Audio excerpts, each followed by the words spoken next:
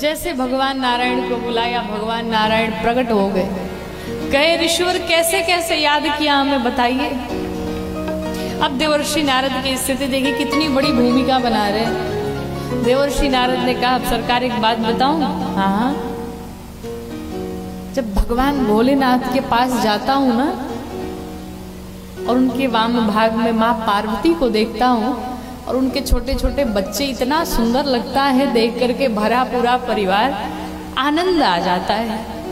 भगवान नारायण ने कहा, हाँ भाई, भरा पूरा परिवार रहता है, बाल बच्चे रहते हैं, अच्छा ही लगता है। और प्रभु जब उससे आगे बढ़ता हूँ, ब्रह्मा जी के पास जाता हूँ, देखता हूँ उनके साथ में भी मैया बैठी रहती, बड़ा सुंदर लगता है।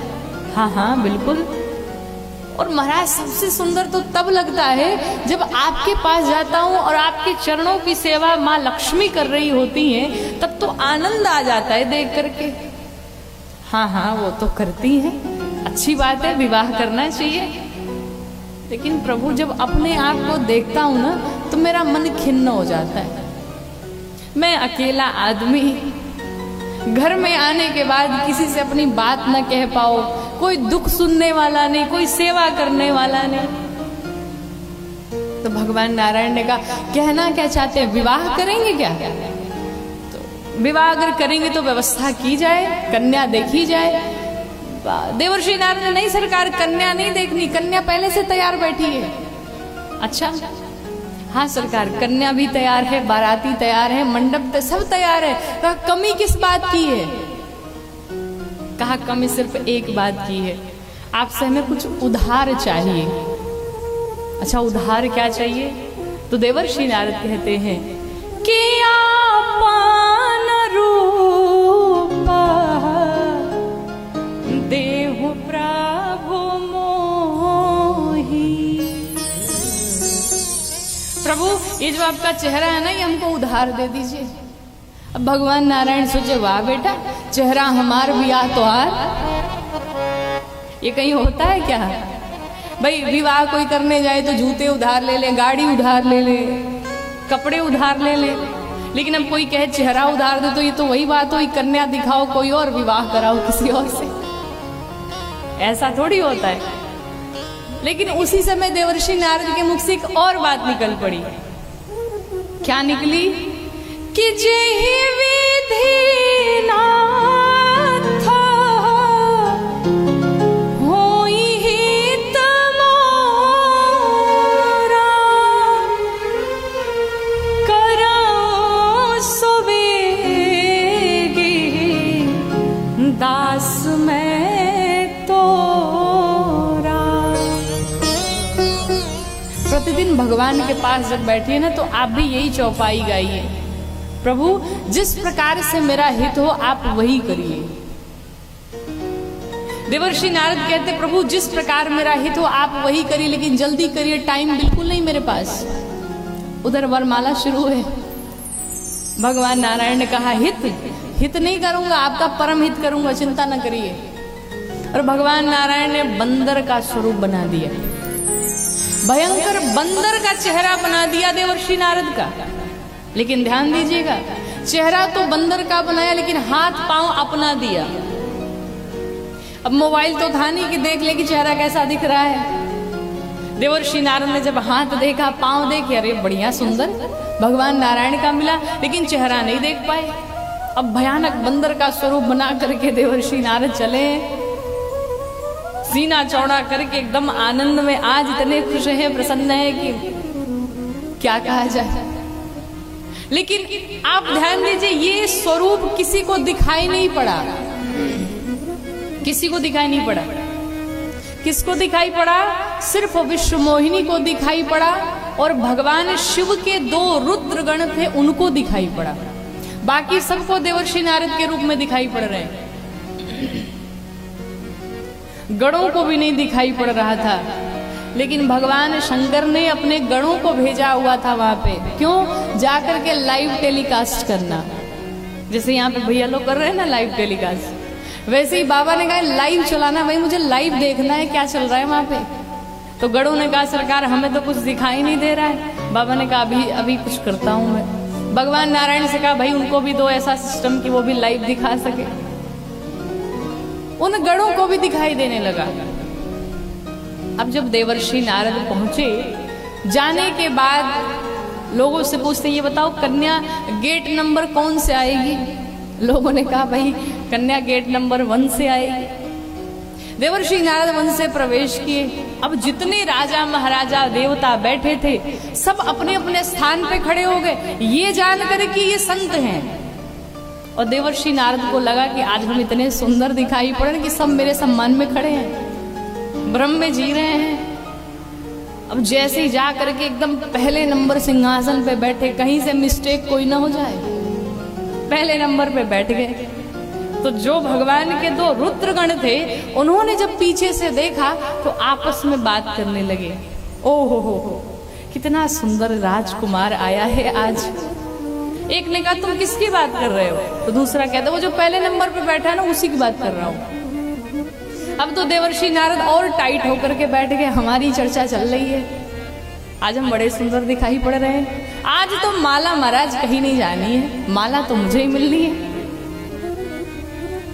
विश्व मोहिनी आई वरमाला लेकर के, और जैसे देवर्षि नारद को देखा, जिस पंक्ति में देवर्षि नारद बैठे थे उस पंक्ति में विश्व मोहिनी गई नहीं, और दूसरे पंक्ति में विश्व मोहन बैठे थे। विश्व मोहिनी जाकर के विश्व मोहन के गले में माने वरमाला पहना दिया। बोली लक्ष्मी नारायण भगवान की, जाके वरमाला तो पहना दिया। इधर गणों ने बाबा के पास सूचना पहुंचाई, बाबा बहुत गड़बड़ हो गई। भगवान शंकर ने पूछा हुआ क्या? कहा माला नहीं पड़ी। कहा फिर कहाँ गई? कहा विश्व मोहिनी ने तो सिर्फ एक बार देखा और दोबारा पलट के देखा ही नहीं। बाबा समझ लिए। क्या समझ लिए? बाबा जान गए कि अब मुझे क्या करना है। अच्छा, विश्व मोहिनी ने पलट के क्यों नहीं देखा? इसका एक कारण है। भगवान शंकर ने वही निश्चय कर लिया। क्या निश्चय किया? कि आज के बाद मैं भगवान का बंदर बन के जाऊंगा। क्यों?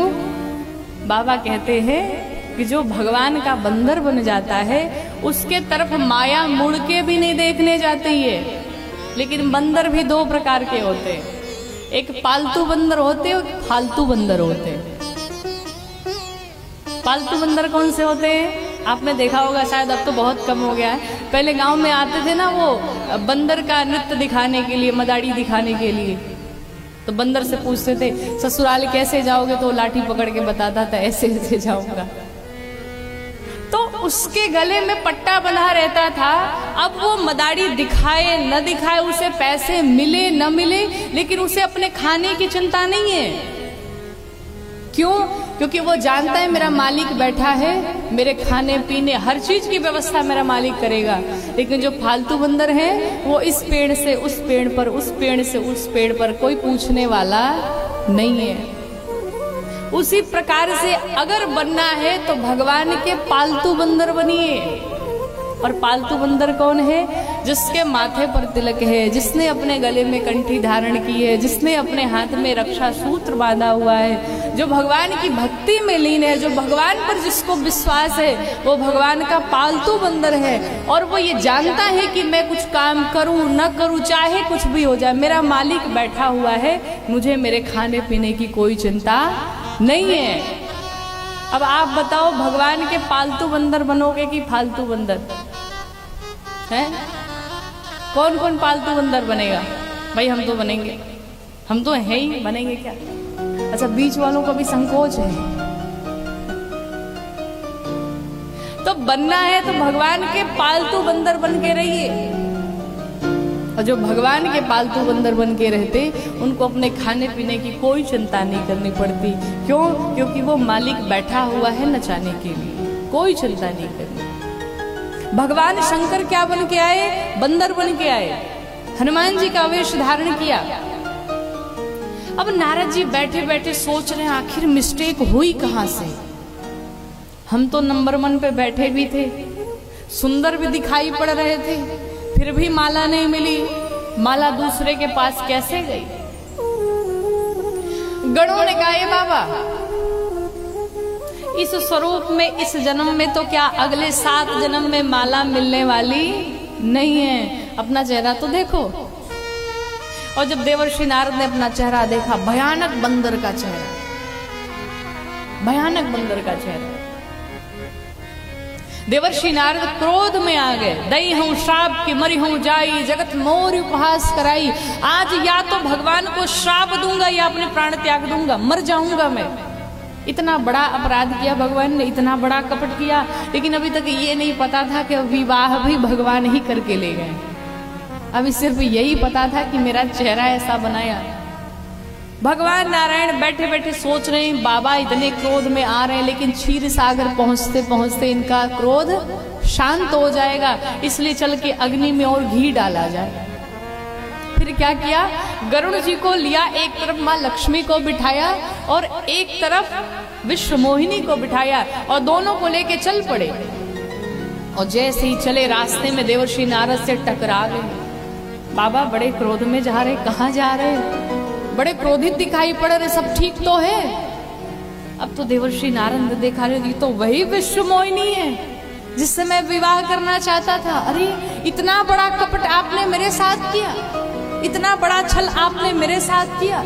अरे मैं जान गया आप महाकपटी हैं, जो भी आपसे प्रेम करता है उसे सिर्फ और सिर्फ दुख देते हैं, उसका साथ आप कभी नहीं देते। समुद्र मंथन के समय जब विष निकला तो शंकर को पिला दिया और लक्ष्मी निकली तो स्वयं ले लिया।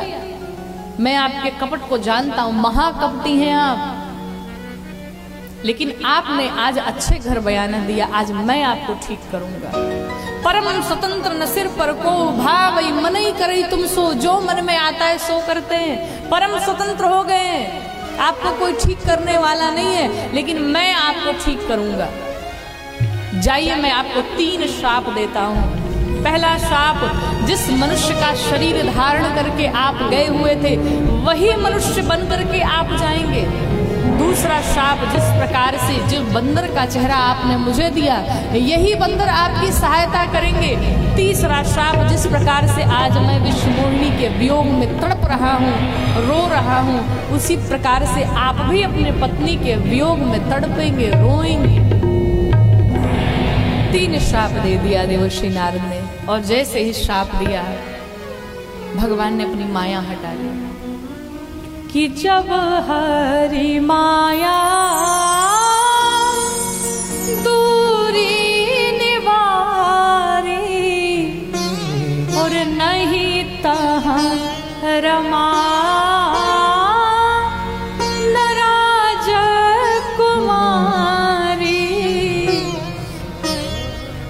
जैसे ही भगवान ने अपनी माया हटाई, ना वहाँ पर राजकुमारी विश्वमोहिनी है, ना वहाँ पर लक्ष्मी जी हैं। भक्त के सामने अगर कोई खड़ा है तो भक्त का भगवान खड़ा है। देवर्षि नारद हाथ जोड़ के खड़े हो गए, नाथ हमसे बड़ा अपराध हो गया, हमने आपको श्राप दे डाला। भगवान ने कहा आपने श्राप नहीं दिया, मैंने तो श्राप आपसे लिया। मैं अपनी टीम में उसे ही शामिल करता हूँ जिस पर मुझे बड़ा विश्वास होता है। मैं अपना कार्य सबसे नहीं कराता हूं। और ध्यान रखिएगा, भगवान की कथा में अगर आपको कुछ करने का अवसर मिले तो आप ये समझिए कि भगवान ने आपको अपनी टीम में शामिल किया हुआ है, वरना पैसे धरे के धरे रह जाते हैं महाराज, नहीं लग पाते धर्म कार्य में, नहीं हो पाते, कर नहीं सकते आप।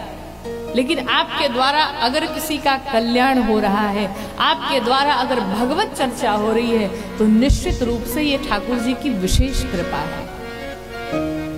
भगवान ने कहा मुझे आप पर विश्वास था, इसीलिए मैंने इस लीला में आपको शामिल किया और मैं अपने भक्तों का सदैव कल्याण चाहता हूँ, इसीलिए मैंने ये पूरी लीला रची, क्योंकि आपके भीतर अहंकार पल रहा था।